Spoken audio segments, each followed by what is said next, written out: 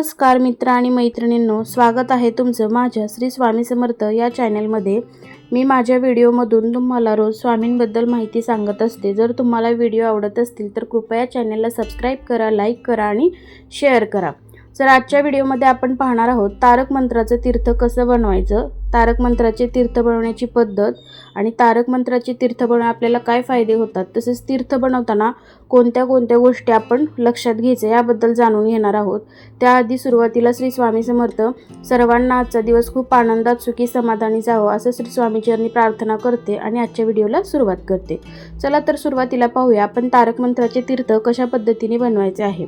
आपण देवघरासमोर आसन टाकून बसायचे आहे। एका पेल्यात म्हणजे आपण फुलपात्र म्हणतो त्यात पाणी भरून घ्यायचं आहे। आपला जो उजवा हात आहे तो त्या पेल्यावर ठेवायचा, अगरबत्ती लावायची, तारक मंत्र म्हणण्याच्या अगोदर दिवा वगैरे लावून घ्यायचा। नंतर हात पाण्यावर ठेवून 1 किंवा 11 वेळा तारक मंत्र म्हणायचा। शक्यतो तुम्ही 11 वेळा म्हटलं तर ते खूपच छान, त्यामुळे 1 वेळा म्हणण्याऐवजी 11 वेळा म्हणू शकता। नंतर अगरबत्तीची पडलेली रक्षा थोडीशी कपाळाला आणि गळ्याला लावावी। रक्षा म्हणजे राख जी असते अगरबत्तीची पडलेली ती थोडीशी कपाळाला आणि गळ्याला लावायची। नंतर चिमूटभर राख जी आहे ती त्या पाण्यात मिक्स करायची, पेल्यामध्ये जे पाणी आहे त्या। हे तीर्थ घरातील सर्वांना द्यायचे आणि थोडेसे घरातील चारी कोपऱ्यात शिंपडायचे। आता तारक मंत्राचे तीर्थ बनवल्याने आपल्याला काय फायदे होतात बघा। मनातील भीती नष्ट होते, आपली सर्व कामे पूर्ण होतात, आयुष्यात कशाचीही कमी भासत नाही, मन प्रसन्न वाटतं, मृत्यूचं भय नष्ट होतं। तसंच श्री स्वामी समर्थांबद्दल आपला आणखी विश्वास वाढत जातो। श्री स्वामी समर्थ आपली प्रत्येक संकटातून सुटका करतात, तसेच श्री स्वामी आईची कृपा होती। अशा अनेक गोष्टींचे समाधान आपल्याला तारक मंत्राचे तीर्थ हे केल्याने होते। तसेच तारक मंत्राचे तीर्थ बनवताना काही गोष्टी लक्षात ठेवायच्या, त्या म्हणजे की जर तुम्ही तारक मंत्राचे तीर्थ बनवताय तर मनात दुसरा कोणताही विचार आणायचा नाही, मन एकाग्र आणि भावपूर्ण ठेवायचं। तसंच तारक मंत्राचे तीर्थ बनवताना शक्यतो 11 वेळा तारक मंत्र म्हणायचा। मी मगाशी पण तुम्हाला सांगितलं की 1 वेळा म्हणण्याऐवजी तुम्ही 11 वेळा म्हटलं तर ते कधीही चांगलं। तारक मंत्राचे तीर्थ बनवताना अगरबत्तीची रक्षा ते पाण्यात मिक्स करायची आहे।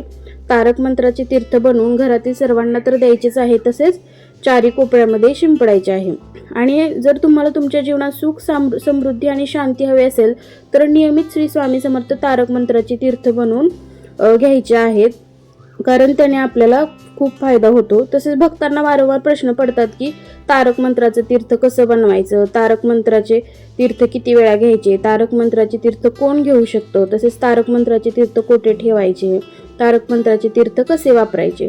चला तर याबद्दल पाहूया। तारक मंत्राचे तीर्थ तुम्ही दररोज किंवा आठवड्यातून 1दा किंवा 2दा घेऊ शकता, तुमच्या गरजेनुसार तुम्ही हे तीर्थ घेऊ शकता। आता तारक मंत्राचे तीर्थ कोण घेऊ शकतो? तारक मंत्राचे तीर्थ कोणीही घेऊ शकतो, लहान मुलांपासून ते वृद्धांपर्यंत सर्वांसाठी हे तीर्थ लाभदायक आहे। आणि आता आणखी एक प्रश्न असतो की तारक मंत्राचं तीर्थ आपण कुठे ठेवायचं, तर तारक मंत्राचं तीर्थ तुम्ही तुमच्या पूजा घरात किंवा घरातील कोणत्याही पवित्र ठिकाणी ठेवू शकता। आता तारक मंत्राचे तीर्थ कसे वापरायचे? तारक मंत्राचे तीर्थ तुम्ही पिऊ शकता, कोणी आंघोळीच्या पाण्यात मिसळू शकता किंवा तुमच्या अंगावर शिंपडू शकता। तुम्ही तुमच्या गरजेनुसार हे तीर्थ वापरू शकता। तारक मंत्र हा एक अत्यंत प्रभावी मंत्र आहे, जो मानसिक आणि शारीरिक आरोग्यासाठी अनेक फायदे प्रदान करू शकतो। या मंत्राचे नियमित पठण केल्याने तुम्हाला तुमच्या जीवनात सकारात्मक बदल जाणवू शकतात। तर आजच्या व्हिडिओमध्ये आपण पाहिलं की तारक मंत्राचं तीर्थ कसं बनवायचं, त्याचे फायदे काय आणि तारक मंत्राचं तीर्थ बनवताना कोणत्या कोणत्या गोष्टी आपण लक्षात ठेवायच्या याबद्दल आज आपण जाणून घेतलं। जर तुम्हाला व्हिडिओ आवडला असेल तर कृपया चॅनलला सबस्क्राइब करा, लाईक करा, शेअर करा आणि असंच सपोर्ट राहू द्या। भेटूया उद्याच्या व्हिडिओमध्ये आपण स्वामींबद्दल नवीन माहिती जाणून घेऊया। तोपर्यंत सर्वांना श्री स्वामी समर्थ। धन्यवाद।